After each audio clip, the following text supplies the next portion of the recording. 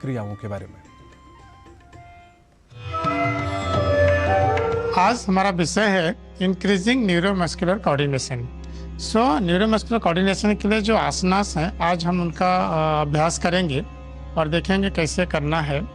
जैसे पहला आसन है गरुड़ आसन। गरुड़ आसन को करने के लिए सीधे ऐसे खड़े हो जाएं। उसके बाद अपने दोनों हाथों को सामने लें, दाहिने हाथ के अंदर रखेंगे और बाएं हाथ को बाहर की तरफ इस तरह से हाथों के मूवमेंट ले लेंगे और फिर उसके बाद पैर को इस तरह से उठाएंगे और पीछे लॉक कर देंगे और इस तरह से कुछ देर तक यहाँ रुकेंगे, फिर धीरे से रिलीज कर देंगे। इसी तरह से फिर दूसरे पैर से करने के लिए पहले हाथ को इस तरह से लेंगे, इस तरह से हाथों को नमस्ते, और अब जो हाथ बाहर है वही पैर बाहर उठाएंगे और इस तरह से पीछे काफ मसल पे लॉक कर लेंगे और कुछ क्षण इस तरह से रुकेंगे। यहाँ बैलेंस करना पड़ता है जिससे एक अपने आप तैयारी आती है न्यूरोमस्कुलर कोऑर्डिनेशन के लिए। अब धीरे धीरे वो इंक्रीज होता है इसके अभ्यास से। अब दूसरा आसन करेंगे नटराज आसन। नटराज आसन करने के लिए इस तरह से पैरों में 1 फीट का अंतर रख के खड़े हो जाएंगे। अब धीरे से दाहिने पैर के पीछे होल्ड कर लेंगे और दाहिने हाथ से पैर पकड़कर ऊपर की तरफ खींचेंगे।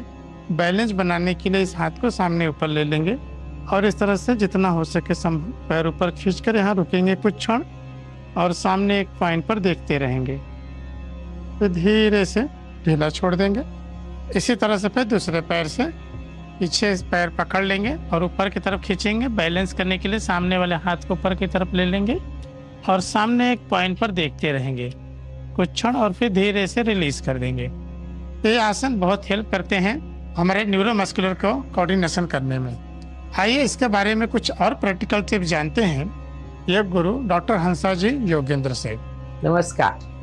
हमारे शरीर में न्यूरोमस्कुलर कोऑर्डिनेशन, हमारा दिमाग, हमारे शरीर की मूवमेंट वो बराबर साथ साथ में चलनी चाहिए और उसके लिए अमुक चीजें करना जरूरी है। और सबसे पहले है स्किपिंग, जो हम रस्सी कूदते हैं ना, वो कूदना कम से कम 100 बार जमीन पर, फिर मिट्टी में, फिर रेती में, इस तरह कूदने की प्रैक्टिस।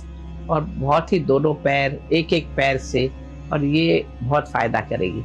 उसी तरह जैसे बच्चे रेंगते हैं, क्राउलिंग करते हैं, दोनों पैरों का उपयोग करते हुए कि आगे चलते हैं, या आसन भी करते हैं तो एक पैर से फिर दूसरे पैर में गोमुख आसन, एक हाथ दूसरा हाथ, इस तरह दोनों चीजों का उपयोग करना जरूरी है एक के बाद एक, उससे फायदा हो जाएगा।